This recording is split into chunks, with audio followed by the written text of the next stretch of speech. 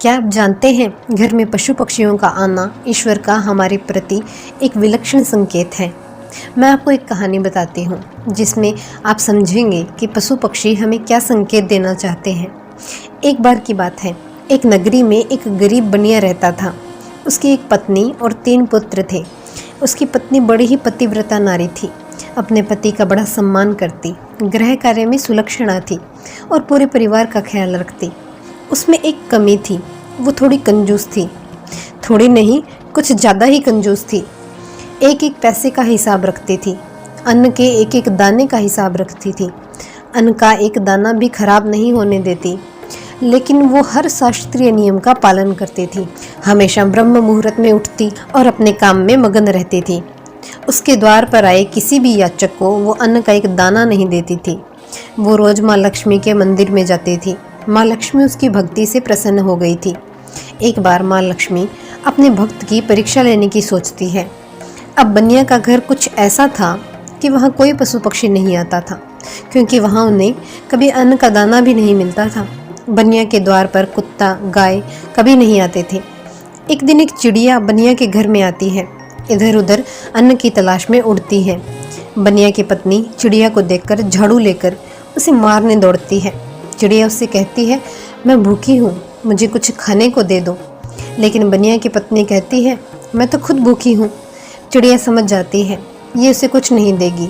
चिड़िया कहती है, ठीक है, भगवान करे तुम्हारी बात सच हो, अब मैं वापस यहाँ नहीं आऊँगी।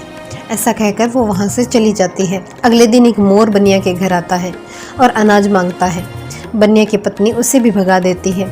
इसी प्रकार गाय, कुत्ता, बिल्ली, कौवा, उल्लू सब आते हैं, लेकिन वो सबको भगा देती है और सभी वहाँ से वापस कभी न आने का निश्चय करके चले जाते हैं। एक दिन रात के समय एक चमगादड़ उसके की छत पर आकर उल्टा लटक जाता है। ना कुछ खाने को मांगता है, ना कोई उसकी ओर ध्यान देता है। अगले ही दिन राजा के सिपाही बनिया को चोरी के इल्जाम में गिरफ्तार करके ले जाते हैं। उसकी पत्नी रोती बिलखती माँ लक्ष्मी के मंदिर में जाती है।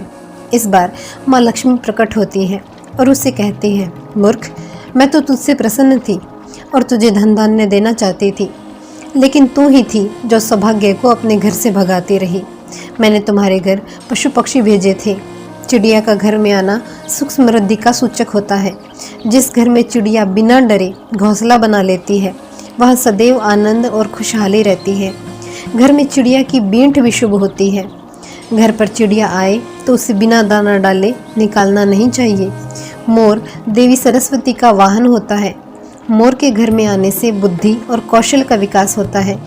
उस घर में रहने वाले मनुष्यों को कार्यों में सफलता मिलती है।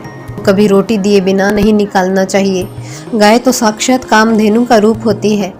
कौवा जिस घर का पानी पीता है, उस घर में तो विपत्ति या संकट निकट भी नहीं आता। उल्लू का घर में आना दरिद्रता नाश होने का निशानी होती है। कबूतर का घर में आना पति पत्नी के संबंध को मजबूत बनाता है। ने इन सब को अपमानित करके घर से निकाल दिया कि चीज़ें तो तुम्हारे पास पहले से थी ही नहीं। कबूतर को भगाने के कारण पति वियोग भी तुम्हें सहना पड़ा, लेकिन जब तुम्हारे घर चमगादड़ आया, उसे तुमने नहीं भगाया। चमगादड़ भूत प्रेत की भांति उल्टा लटकता है।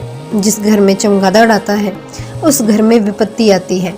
माँ लक्ष्मी की बातें सुनकर बनिया की पत्नी रोने लगती है और माफ़ी मांगने लगती है।